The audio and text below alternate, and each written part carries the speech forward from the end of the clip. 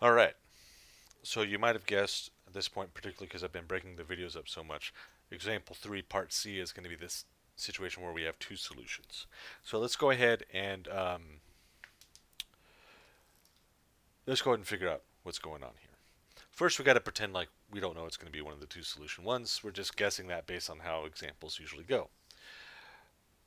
So what we're going to do is we're going to kind of sketch our triangle here. A, B, C. We got A, we got B, we got C. Uh, Side opposite the angle is 17 and the angle is 35. The side opposite over here is 20. Okay. So if it was like the last one, the 17 would be too short and there would be no solution. But this time, basically the idea is the 17 is a little bit too long.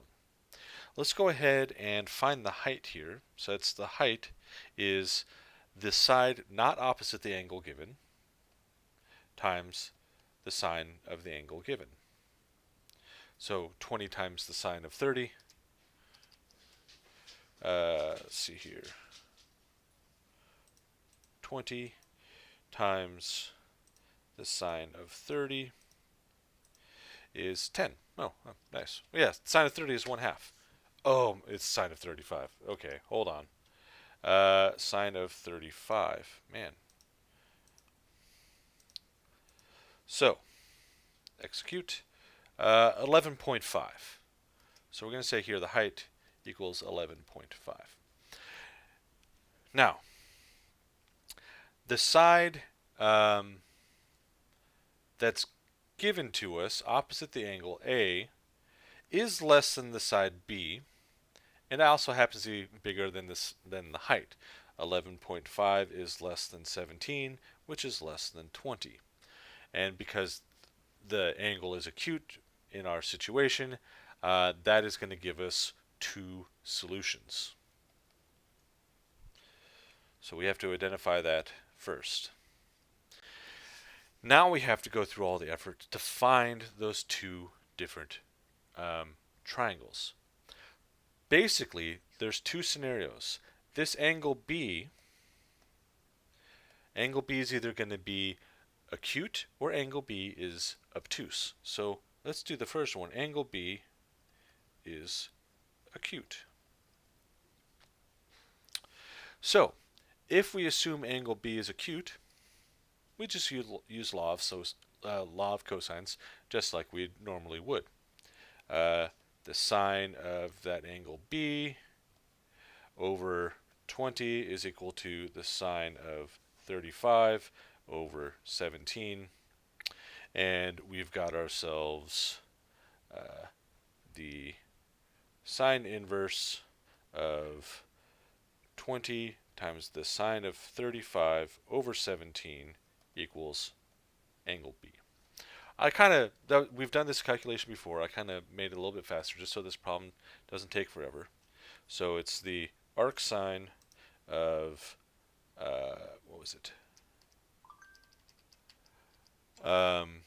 20 times the sine of 35. 20 times the sine of 35 divided by 17. Is that right? Or did I have it backwards? 17. Nope, that's right. Execute 42.4. But that is an angle, so we'll just say B equals 42 degrees. So I'm just going to add that to our picture here. Well, actually, I'll get a box out in red so it kind of stands out. If B is 42, well then 42 plus 35, all we have to do is take those away. 42 plus 35, take that away from 180 minus 77, and we got ourselves 103. So angle C should be 103.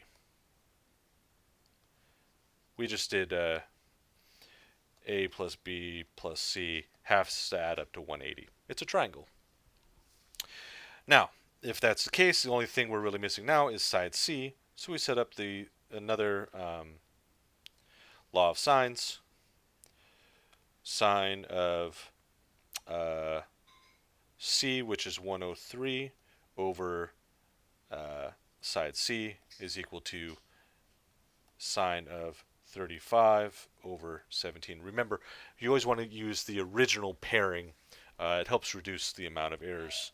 Uh, this one's a little bit different here. I multiply, oh no, it's 17 sine of 103 equals c times sine of 35. So c equals 17 times the sine of 103 divided by the sine of 35. And I'm going to save some time. Instead of putting that in the calculator, I'm just going to let you know that that is 28.9. So there's my missing parts. Now what we have to do, we assumed that b value is acute. Now we're going to assume, I'm going to turn my camera off here. Now we're going to assume that angle B is obtuse. Because if it's not acute, it's got to be obtuse, right? So that means we have 20 over here, 17 here. A is still 35.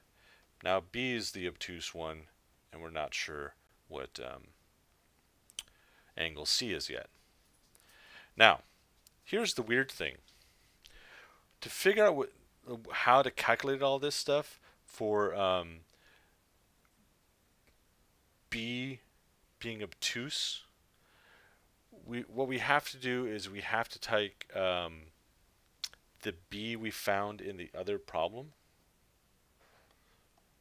the acute B of 42, and what we're going to do is we're basically going to take that away from 108. Sorry, 180. 180 minus 42 is 138 degrees. So that calculation we did to find the angle B for the acute part is actually helping us for the obtuse part. Because basically we want it to be the same value, but just in the other quadrant. So now we have angle B is 138 degrees. Now, once you have that, we know angle A plus angle B plus angle C have to add up to be 180. So let me just do a quick little calculation here. 138 plus 35 is 173. So C has to be 7 degrees. Very, very small angle up here at the top, but that's okay. Now we basically set up the same thing we had before. The sine of 7 degrees over the side C is proportional to the sine of 35 over 17. So C equals 17 times the sine of 7 degrees over sine of 35. I will plug that one in the calculator because it's the end of what we're doing here. So we've got, oh my God, where'd my mouse go? We have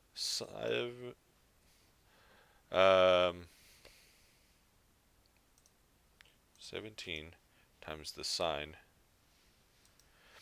of 7 degrees divided by the sine of 35. That's 3.6. So side C equals 3.6. I'll box that in red. And there's our 3 missing parts.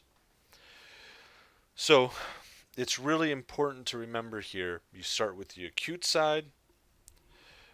Once you figure out that missing angle from the opposite side, you're going to use that to find its supplement, whatever makes it, whatever you need to add to it to get to 180, and that's going to be your new B value, the obtuse version. All right.